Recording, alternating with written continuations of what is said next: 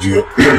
तो पोपटलाल जैसे ही तैयार होता है बबली की पतंग काटने के लिए, उससे पहले बबली की पतंग को काटने के लिए इतने लोगों की भीड़ जमा हो जाती है कि पूछो मत। मतलब पूरा जयपुर पतंग उत्सव के माहौल से बना हुआ था और पूरे जयपुर में पतंग ही पतंग दिखाई दे रही थी। आसमान में पतंगों के सिवा और कुछ दिखाई नहीं दे रहा था।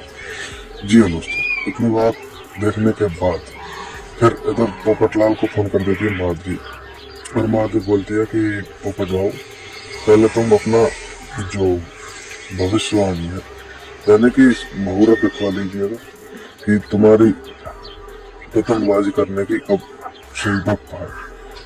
इतने में ही पोपटलाल ने अपने जो पंडित है उसको फोन लगा देते हैं, और फोन लगाने के बाद पंडित से पूछता है तो पंडित बोलता है कि नहीं नहीं पोपटलाल जी, आप 2 बजे के 4 बजे के बीच में पतंगबाजी बिल्कुल नहीं करोगे। अगर इस बीच में तुमने पतंगबाजी की तो आपकी पतंग कटने के चांसेज है, यानी कि राहु गोचर में घुस रहा है। जी हाँ बस इतनी बात सुनने के बाद पोपटलाल ने कहा चलो ठीक है, मैं 4 बजे के बाद में ही पतंगबाजी करना स्टार्ट कर दूंगा। जी हाँ दोस्तों, तो सभी लोगों ने पूछा कि पोपटलाल तुम पतंगबाजी करना स्टार्ट कब करोगे। तो उसने कहा कि मैंने अपने पंडित से पूछा है, उसने कहा कि 2-4 बजे के बाद ही तुम पतंगबाजी करने से तुम्हारे लिए बेस्ट रहेगा, यानी कि तुम जो बबली है उसकी पतंग को 4 बजे के बाद में काट पाओगे। तो सभी ने कहा कि अगर बीच में किसी ने 2 घंटे में काट दी तो क्योंकि वो उसकी टेंशन तुम मत करो, वो कोई नहीं काट पाएगा। जी दोस्तों, इतना कॉन्फिडेंस होने के कारण पोपटलाल ने कहा कि मैं 4 बजे का पूरा इंतजार करूंगा, 4 बजे के बाद ही मैं पतंगबाजी करना स्टार्ट करूंगा, उससे पहले मैं पतंग को नहीं उड़ाऊंगा।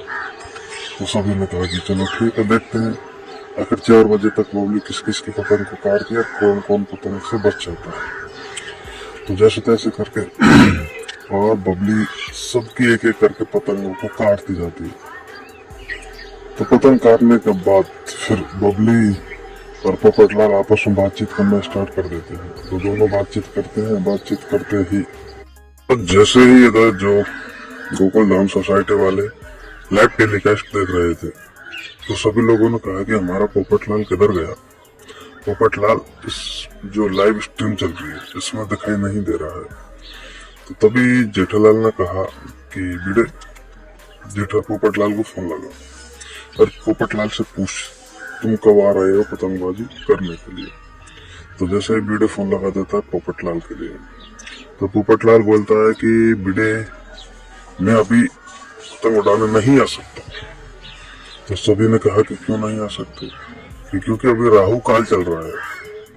तो जेठालाल कहता है कि कौन का राहुल, कि जेठालाल राहुल नहीं, राहु काल चल रहा है, इसमें मैं पतंगबाजी नहीं कर सकता। तो सभी ने कहा कि कब करोगे, कि मैं पतंगबाजी करूंगा 4 बजे के बाद, क्योंकि 4 बजे के बाद मेरा राहु काल खत्म हो जाएगा और उस टाइम मैं आराम से बबली की पतंग को काट सकता हूँ। इतनी बात सुनने के बाद उसने कहा कि चलो ठीक है, कभी तो तू पतंगबाजी कर।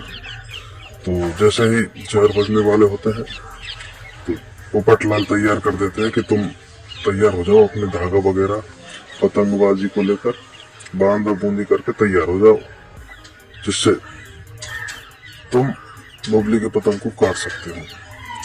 तो जैसे ही पोपटलाल नीचे आता है पतंग और धागा को लेने के लिए, जो प्रेस वगैरह होने लग जाता है, तो जैसे ही बाहर से कोई कुंडी लगा के चला जाता है। जी हाँ, जैसे ही पोपटलाल कुंडी खोलने के लिए तैयार होता है तो लेकिन कुंडी खुल नहीं पाती है। अब कुंडी तो जब खुलेगी जब बाहर से खुली हो, अंदर से तो बंद थी। अब पोपटलाल दिमाग लगाता है कि कैसे भी करके और अब इस कुंडी को कौन से कब खुलवाया जाए।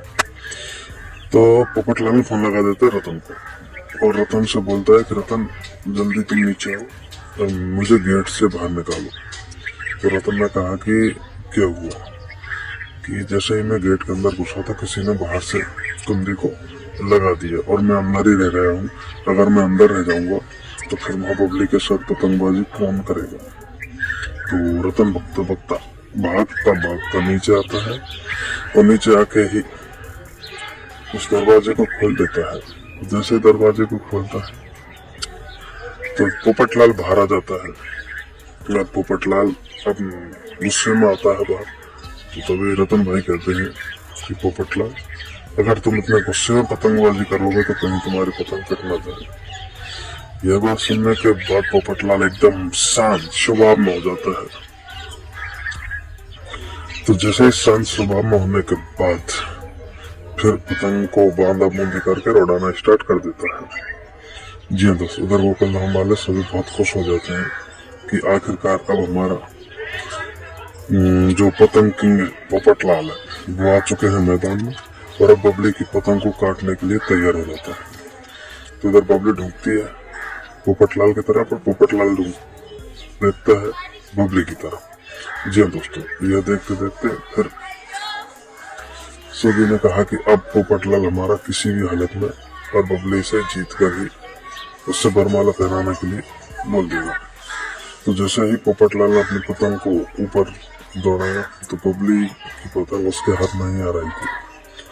तो धागा वगैरह और छोड़ छाड़ के तो बबली और दोनों में पेची हो जाती है। जी हाँ दोस्तों, दोनों में खींचा खींची होना स्टार्ट हो जाती है। यह देखने के बाद सभी ने कहा कि हाँ, अब पोपटलाल आसानी से पतंग को काट देगा और बबली से शादी करने के लिए तैयार हो जाएगा। जी हाँ दोस्तों, इतनी बात देखने के बाद फिर जैसे ही पोपटलाल का मुकाबला इतना रोमांचक होता जा रहा है कि मानो सन्नाटा सा छा गया पूरे जो जयपुर शहर में, क्योंकि सभी लोग छत पर खड़े हुए थे।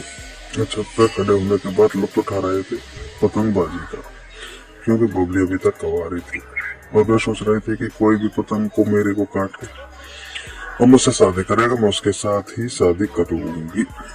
इतनी बात सुनने के बाद सभी लोगों ने कहा कि हाँ, आज लगता है कि पोपटलाल बबली से 100% शादी करना मतलब कर देगा।